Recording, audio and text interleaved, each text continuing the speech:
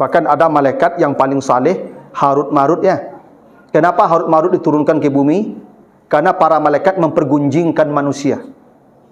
Kata para malaikat, itu buktinya manusia tidak ada yang baik amalnya. Kata Allah, cari yang paling saleh di antara kalian. Dapatlah dua malaikat Harut dan Marut. Diturunkan jadi manusia, jadi hakim. Baru 2 hari jadi manusia sudah berbuat maksiat. Malaikat yang paling saleh saja kalau jadi manusia hanya sehari baiknya. Hari kedua jadi penjahat. Gitu 60 tahun jadi manusia, 70 tahun jadi manusia, saleh, dah hebat tu. Makanya jangan cari salah orang, jangan berburuk sangka atau jangan menggibahkan orang. Nah, kok ambo kadang-kadang ndak buruk sangka boleh boyang. Kadang ambo berceramah, ibu-ibu ko mau tahu tu nya mencalik ke ambo. Tu nya senyum tu mau tahu mencalik ke ambo. Tu ndak kau curiga ambo ibu tu. Ndak boleh. Ustaz kau berceramah, ibu tak boleh bisik-bisik berdua. Jika bisik-bisik pun calik ke ustaz tu. Kan duganya macam-macam. Bisa jadi ibu mempergunjangkan ambo. Ustaz kau nak selesai dah ibu ya. Ya, kalau yang raja alhamdulillah lah. Kan bisa ibu mengecek tu. Lain namu ustaz kau nambah orang rumah kau. Kan kalau tak ya pak tu ya. Tapi kalau mempergunjangkan tu berdosa ibu begitu. Mana tahu begitu pembicaraannya.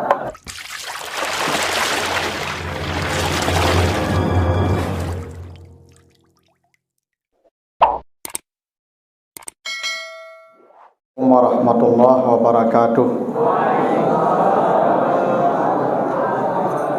Alhamdulillahi rabbil alamin. Assalatu wassalamu ala asrafil anbiya'i wal mursalin wa ala alihi wa ashabihi ajmain.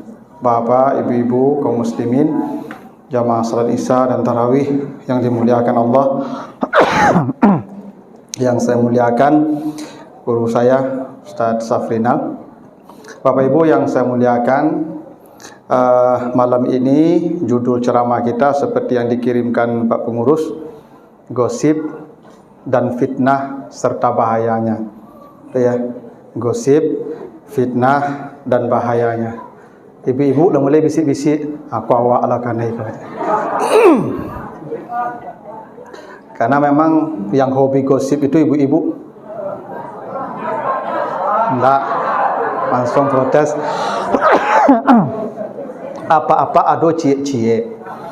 Cuman yang hobi itu ibu-ibu. Apa buktinya? Apa buktinya ibu-ibu yang hobi gosip?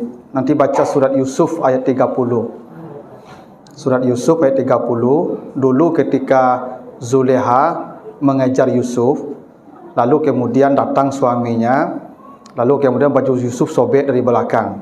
Lalu ributlah ya bahwa ini Zuleha atau Yusuf yang hendak berbuat salah ini. Kata Zuleha, Yusuf, kata Yusuf, Zuleha. Akhirnya di sidang, ketika di sidang ternyata sobek dari belakang. Kata saksi begitu, kalau sobek di belakang itu Zuleha salah. Kalau sobek di depan Yusuf salah. Ternyata di belakang sobek, maka Zuleha salah. Semua sudah diam, tidak ada lagi masalah, tapi ibu-ibu ribut. Wa qala niswatun fil Madinah, berkatalah para wanita di kota. Apa kata para wanita? Imra'atul aziz turawidu fatah. Ini perempuan, istri pejabat ini menggoda berondongnya. Itu ceritanya. Jadi ibu-ibu duduk ngumpul di kadai-kadai, itu cerita ini ibu itu menggoda berondongnya. Gitu ya. Kat syarafaha hubban, dia sudah gila. Innalanaraha fi dalalin mubin, dia benar-benar tidak punya akhlak. Itu tiap hari ibu-ibu gosipkan Zuleha. Lewat Zuleha, ibu-ibu gosip. Lewat Zuleha, berhenti sebentar, lewat gosip balik. Ibu-ibu kan cerita tu. Kalau sedang menggosip, lalu orang tu kan beko lah painya beko mulai balik tu. Tu makanya ibu-ibu kalau pai ke kadai belanjonya 5 minitnya, baca ceritanya 2 jam. Tu hobi ibu-ibu. Dan bapak-bapak tak pernah disebut gosip. Wakala niswatun fil Madinah, berkatalah para wanita. Jadi memang hobinya pada wanita. Jadi kalau disebutkan gosip, berarti yang terbayang ibu-ibu. Ya, karena kau hobi ibu-ibu. Ya. Kalau zaman siswa, orang menggosip sambil mencari kutu. Beko berjajar lega berampi orang tu cari kutu. Nah itu zaman dulu tu. Kalau kini menggosipnya ndak jauh kapalo oleh jo monitor di WA group atau di Japri. Ibu menggosip kini jisko. Ibu surang tapi menggosip. Dulu menggosip pasamo. Kini menggosip surang-surang. Bisa jadinya serang duduk seorang tapi menggosip tu lewat. Maka perlu kita bahas apa itu gosip, apa itu fitnah, seperti apa bahayanya. Begini. Tadi ayatnya sudah dibacakan oleh imam kita, Al-Hujurat ayat yang ke-12. Kita baca ayatnya lagi. A'udzubillahi minasyaitonirrajim. Ya ayyuhallazina amanu. Maaf ya, kurang sehat. Ijtanibu katsiran minaz zanni inna ba'daz zanni ismun wala tajassasu wala yaghtab ba'dukum ba'dan ayuhibbu ahadukum ayyakula lahma akhihi maitan fakarihtumuhu wattaqullah innallaha tawwabur rahim. Kata Allah, hai orang yang beriman, jauhilah berburuk sangka. Sesungguhnya buruk sangka itu dosa besar.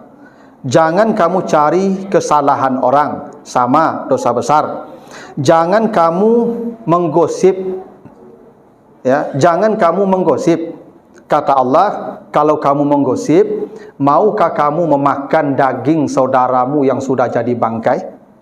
Begitu buruknya gosip itu, sama dengan kita makan daging saudara kita yang sudah jadi bangkai. Pasti kamu benci kan, kata Allah. Begitulah harusnya kamu. Ibu bapak, kalau menggosip, lebih ringan ibu makan bangkai ketimbang menggosip, kira-kira begitu. Ya, kalau ada bangkai manusia, lalu ibu membicarakan keburukan orang, lebih ringan memakan bangkai ini. Ibu jijik tak makan bangkai itu? Lebih menjijikkan pekerjaan ibu itu. Ibu menceritakan orang itu lebih menjijikkan dari pekerjaan makan bangkai manusia. Kata Allah, tinggalkan, ya. Sesungguhnya Allah, wattaqullah, bertakwalah kamu kepada Allah. Sesungguhnya Allah Maha penerima taubat lagi Maha pengampun. Jadi di ayat ini ibu bapak ada 3 yang dilarang Allah. Ya, 1, berburuk sangka. Berburuk sangka itu artinya menduga-duga. Ini banyak juga ibu-ibu nih. Yo ambo mengecen ko deko ke ibu-ibu banyaknya. Ibu orang kalau membali oto, batu kau otonya, apa-apa tak masalahnya loh. Tak masalah loh. Kalau ibu-ibu orang bali otonya bali bodrek deko tu mah. Bali paramek sakit kepalanya tu. Tu kok kalapau tu bali oto baru ibu sanu ya. Awak kan kalau inyo bali oto paham aja tu itu buruk sangka tu. Awak paham tu apa maksudnya? Awak mengerti jadi tu kalau inyo bali oto tu. Tu. Tu curiga namanya tu. Ada berburuk sangka, dosa besar. Makanya kata Nabi akzabul hadis, tidak ada pembicaraan yang paling bohong daripada berburuk sangka pada orang. Makanya kita ni apa ibu, kalau akhlak yang baik itu, kalaupun nampak keburukan pada dia, tetaplah berbaik sangka. Misalnya begini, ada ustaz keluar dari lokalisasi, ini tempat pelacuran nih. Ustaz keluar dari rumah pelacuran. Ibu tak boleh berburuk sangka. Mungkin ustaz tu sedang ceramah tadi di dalam. Itu. Bisa jadi yang ceramah kan? Ya, pelacur-pelacur tu yang ceramah itu ustaz tu. Belum tentu ustaz tadi pelanggan kan? Walaupun dia keluar dari sana, tu berbaik sangka namanya tu. Kalau ada mulut orang bau minuman keras, ibu jangan tuduh jangan tuduhnya minuman keras. Boleh jadi tadi nyoka minum, sadar takana nembana nyocampaan, tapi aroma dah tinggal di mulut. Kan bisa jadi begitu. Tak boleh kita tuang minum tadi ya, itu tak boleh. Tidak boleh kita berburuk sangka, tetap berbaik sangka. Walaupun tampak kemaksiatan di depan dia. Boleh jadi dia ingin melakukannya tapi batal. Sebelum benar-benar dilihat dengan mata kepala, ada bukti, jangan berburuk sangka. Tak boleh. Yang kedua, jangan mencari-cari salah. Kau banyak kerajo ya kalau di komplek kau kalau pengurus kau merasai kau. Kalau pengurus masjid, pokoknya tugas jamaah kau mencari salah pengurus. Ya toh? Ayo risiko tu ndak lah dah. Tampik lain, pokoknya pengurus kau dicuki tadi. Apa salahnya? Itu ndak boleh tu. Karena awak kalau mencari salah orang kau, Ibu, awak belum ditempatkan di posisinya tu. Kalau ditempatkan di posisinya, awak lu tentu sepertinya itu lebih baik itu. Ya. Makanya Zulaiha ketika digosipkan oleh ibu-ibu kan, ini Zulaiha ni ndak ada akhlak, wanita jalang, macam-macam lah. Maka diundanglah perempuan tadi kan. Semua yang menggosipkan diundang ke rumah Zulaiha. Sampai di rumah dikasih pisau, dikasih buah, gitu ya. Lalu setelah dikasih pisau buah, lewat Yusuf. Kata Zulaiha, lewat. Yusuf lewat di depan ibu-ibu. Apa yang terjadi? Akbarnaha. Perempuan tu kaget semua. Faqatta'na aydiyahunna, semua memotong-motong jarinya. Yusuf lewat, ibu-ibu tu memotong-motong. Tak sekali potong, ibu. Sering potong-potong sampai berdarah-darah. Tak tahu dia bawa tangan sudah dipotong-potong. Kenapa? Yusuf tu begitu gagahnya. Apa kata Zulaiha? Itulah yang kalian mencela saya. Kalian sekali saja melihat sudah begitu. Saya tiap hari melihat dia. Apa saya tidak gila itu? Kalian saja sekali melihat sudah begitu. Ya, itu Yusuf tu Bapak Ibu diceritakan Nabi ketika ketemu di langit yang keempat, ketika Isra Mi'raj, waqtiyalahu satrul husni. Untuk Nabi Yusuf itu diberikan separuh keindahan semesta. Karena begini Bapak Ibu, Allah menciptakan keindahan 199 di sorga. Satu turun ke bumi. Dari yang satu itu untuk Yusuf separuh. Yang separuhnya lagi wak bagi bersama-sama, cukup untuk waknya kau. Dapat saketik surang dari yang separuh tadi. Yusuf separuh surang. Wajar ibu-ibu ketika lihat Yusuf itu memotong-motong jarinya. Untung tak Yusuf ceramah, ibu. Kok Yusuf ceramah, ibu entah apa keadaannya kan. Ya, Yusuf mana gagah Yusuf ke ibu. Nah, kita mencari salah orang, mencela orang, menggibah orang tu karena kita belum di posisi dia. Itu kenapa jangan kau cari-cari salah orang. Kalau engkau ditempatkan di posisi dia, belum tentu engkau lebih baik dari dia. Pengurus kau salah, cuma jadi pengurus. Belum tentu bisa lebih baik deh. Itu makanya kata Allah, jangan cari salah orang. Mencari salah aku murahnya Pak Ibu. Tak payah gitu. Ibu bapak kalau kau mencari salah hambo, 1001 sobok.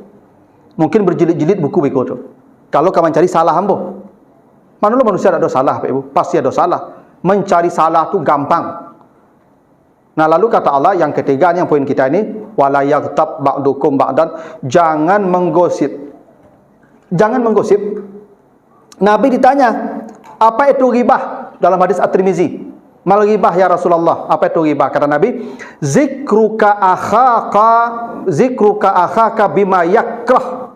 Engkau menceritakan tentang saudaramu terhadap sesuatu yang dia tidak senang.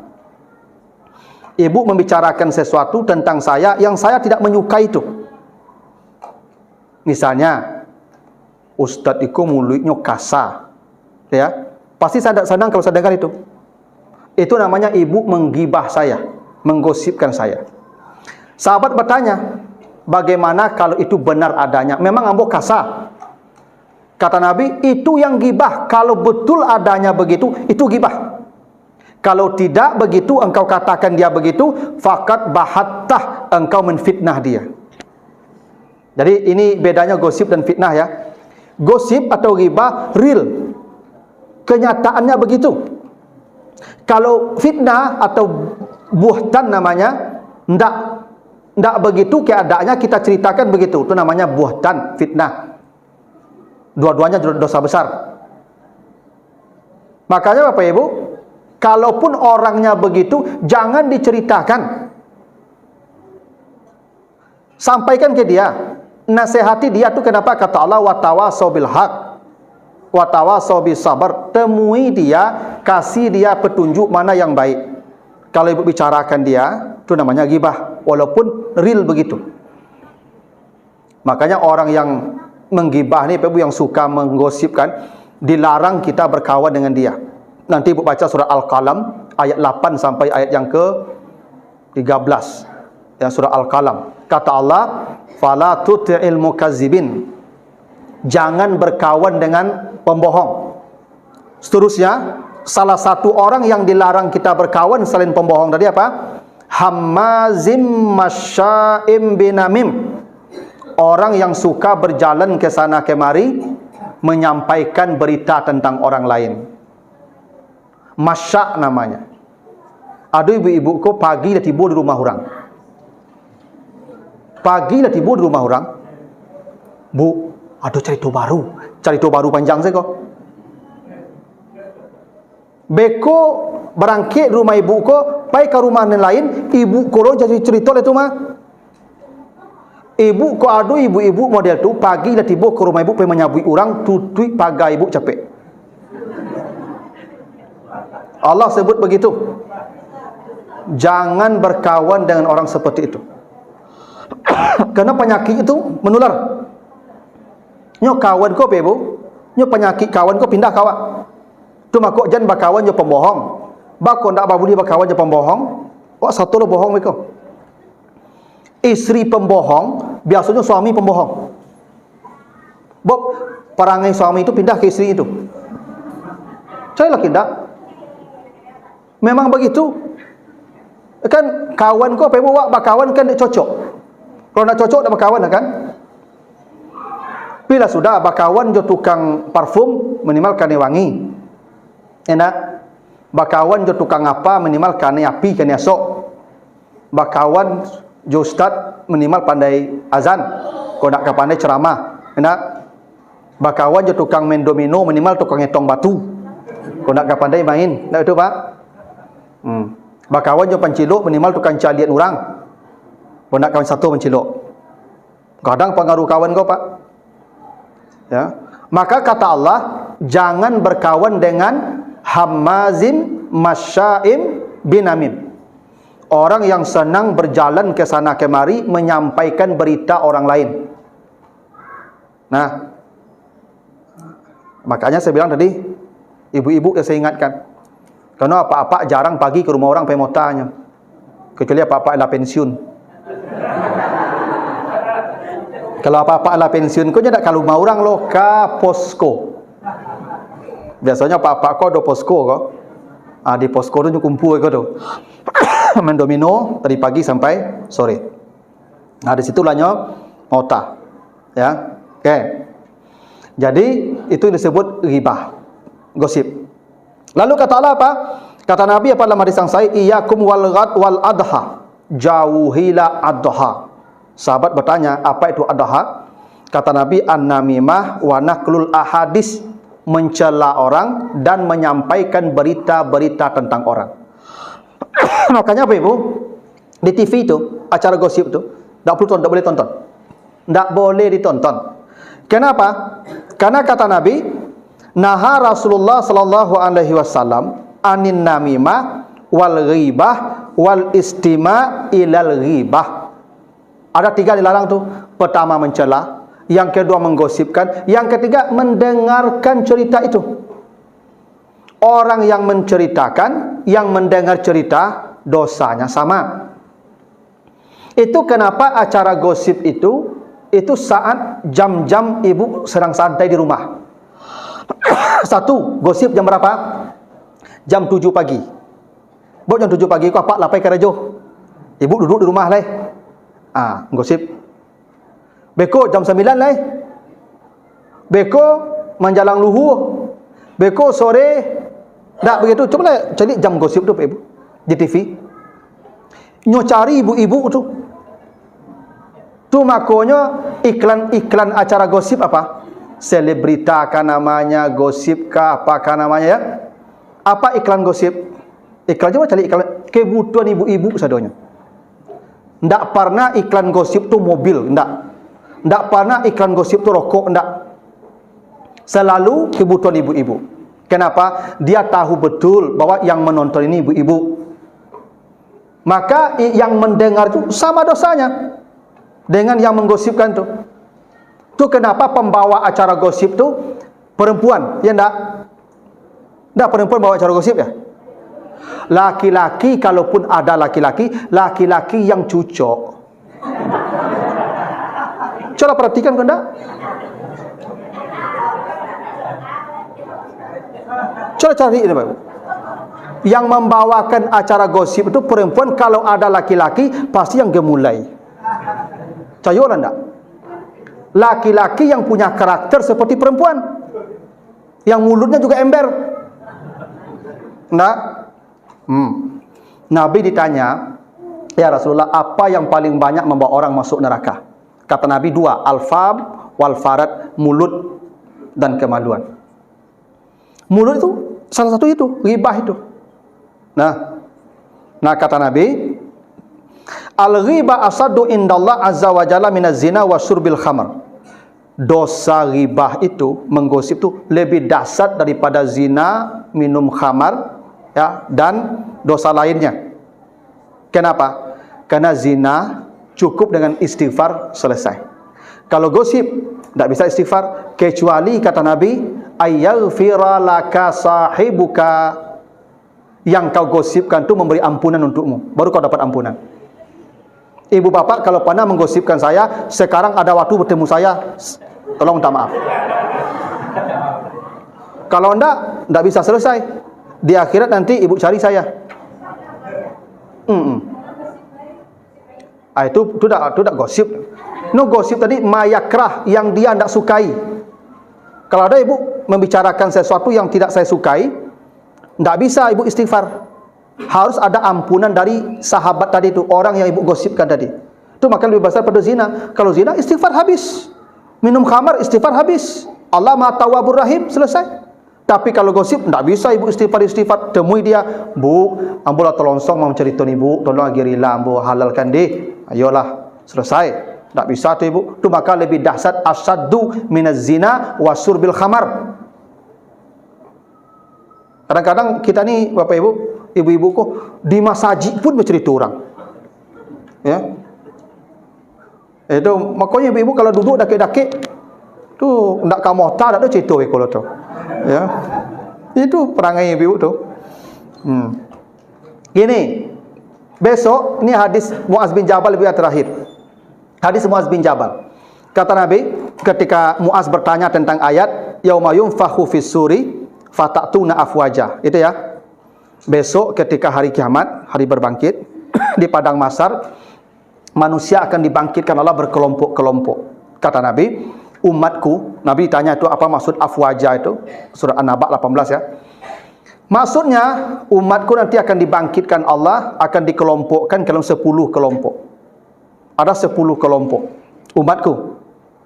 Siapa yang 10 kelompok itu kata Nabi?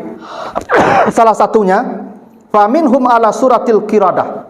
Ada satu golongan umatku, satu kelompok umatku dibangkitkan dalam rupa kera.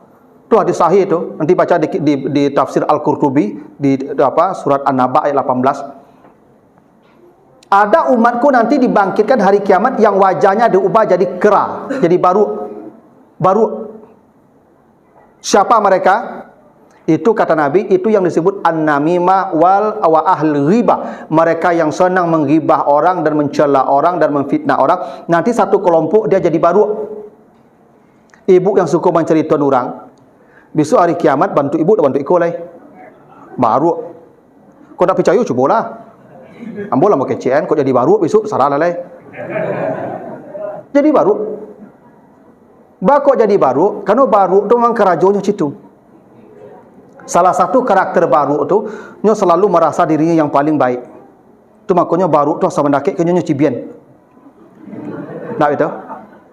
Kau ada ibu-ibu kan? Kan orang begitu tu. Datang orang kan, datang kawan. Tu perangai apa tu? Ya. Yang mulai tu. Tinyo tu. Dah cik ibu jatuh ya? Asal lewat kawan kan juga lain gayanya kan. tu jadi baru situ. Kalau nyo baru dan citunya. Ndak. Ibu kalau baru tu pakai baju rancak. Ndak bawa baju. Ya dah. Ndak ada nelok dia nyo. Inyo saya nelok surangnya. Paling nyo bantu dah citu nya. Ya kan? Tapi orang kau ada nelok dia nyo. Kau ada orang citu kerajo di dunia kau. Pokoknya salah orang saya cerita nampak dia nyo. Buruk tu makuk baru disebut baru tu kan buruk. Tu. Ya. Ha. Jadi kalau ada ibu-ibu dan cucu bibinya tidak sebantah, tu besok, ya, jadi baru tu. Dah percaya ibu cari lah besok. Ya. Nah, itu bahayanya ya. Itu bahaya ghibah. Tidak satu. Kata Nabi, orang yang berpuasa pahalanya utuh, malam yakhrik bil ghibah. Pahalanya akan hilang, akan bocor. Yakhrik tu bocor. Ibarat karung ibu. Bocor, habis isinya itu. Kapan habis isinya? Kalau dia ghibah. Ibu kalau lama cerituan orang belum puasa kok, maka seperti karung itulah bocor tu. Tidak ada amal ibu lagi tu. Habis. Kata Nabi begitu. Puasa dia masih selamat selama dia tidak membocorkannya dengan ghibah. Jadi ghibah tu bukan perkara ringan, perkara serius. Tidak satu hadis dan ayat menjelaskan keburukannya. Kata ibu-ibu, bapak, ibu-ibu terutama ya, kalau bapak jarang, ya, ibu-ibu tolong jauhi ini, terutama kini di media, di WA, ya, jangan pernah menceritakan keburukan, walaupun begitu adanya dia, tak boleh, tahan. Kalau dia buruk, mintakan dia kebaikan kepada Allah atau kasih dia nasihat, bukan jadi pergunjingan. Dan Allah sudah menunjukkan banyak contoh. Bahkan ada malaikat yang paling saleh, Harut Marut ya. Kenapa Harut Marut diturunkan ke bumi? Karena para malaikat mempergunjingkan manusia. Kata para malaikat, itu buktinya manusia. Tak ada yang baik amalnya. Kata Allah, cari yang paling saleh di antara kalian. Dapatlah dua malaikat Harut dan Marut. Diturunkan jadi manusia. Jadi hakim. Baru 2 hari jadi manusia, sudah berbuat maksiat. Malaikat yang paling saleh saja, kalau jadi manusia, hanya sehari baiknya. Hari kedua, jadi penjahat. Kita 60 tahun jadi manusia, 70 tahun jadi manusia, saleh, dah hebat tu. Itu makanya, jangan cari salah orang. Jangan berburuk sangka, atau jangan menggibahkan orang. Nah, kok, ambo kadang-kadang tak buruk sangka boleh bayang. Kadang bo berceramah, ibu-ibu ko mau tahu-tahu tu nya mencalik kambo. Tu nya senyum tu mau tahu mencalik kambo. Tu dak kau curiga ambo ibu tu. Tak boleh. Ustaz ko berceramah, ibu tak boleh bisik-bisik dulu. Jika bisik-bisik pun calik ke ustaz tu. Kan duganya macam-macam. Bisa jadi ibu mempergunjangan ambo. Ustaz ko nak selesai dah ibu ya. Ya, kalau yang raja alhamdulillah lah. Kan bisa ibu mengecek tu. Lain namu ustaz kau nambah orang rumah hai kau. Kan kalau tak ya pak tu ya. Tapi kalau mempergunjangan tu berdosa ibu begitu. Mana tahu begitu pembicaraannya. Begitulah dulu Bapak Ibu ya. Mudah-mudahan ada manfaatnya. Lebih kurang mohon maaf. Subhanakallahumma wa bihamdika. Asyhadu an la ilaha illa anta astaghfiruka wa atubu ilaika. Assalamualaikum warahmatullahi wabarakatuh.